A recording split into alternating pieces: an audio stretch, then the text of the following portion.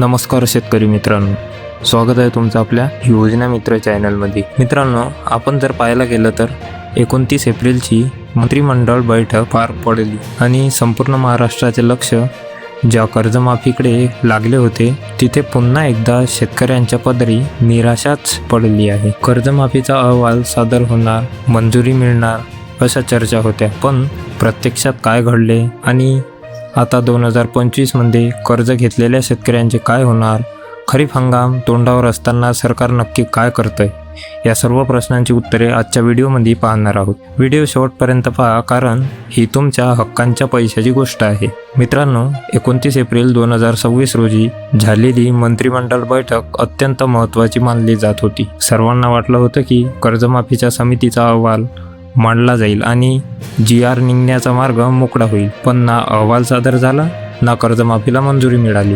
एकीकडे 30 सप्टेंबर 2025 पर्यंतच्या थकबाकीदारांना 2 लाखांची कर्जमाफी आणि नियमित कर्ज भरणाऱ्यांना 50,000च्या अनुदानाची घोषणा कागदावर आहे, पण प्रत्यक्ष अंमलबजावणीत मात्र फक्त तारीख पे तारीख सुरू आहे। आता या योजनेत एक नवीन पेच निर्माण झाला आहे।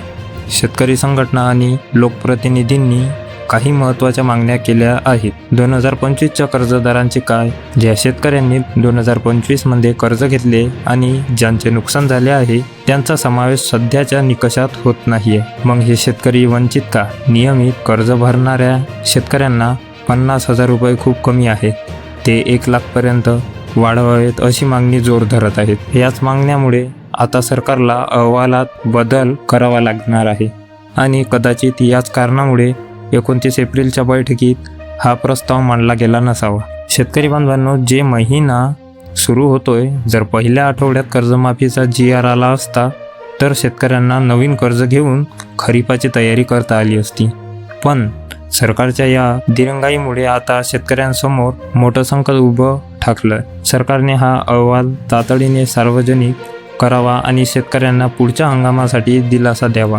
हीच आता प्रमुख मागणी आहे। मित्रांनो, तुम्हाला काय वाटतंय? 2025च्या शेतकऱ्यांचा यात समावेश झाला पाहिजे का?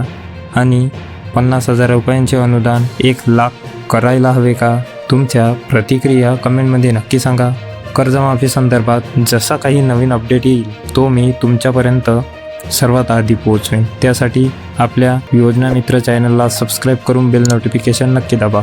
भेटूया पुढच्या व्हिडिओमध्ये, तोपर्यंत धन्यवाद।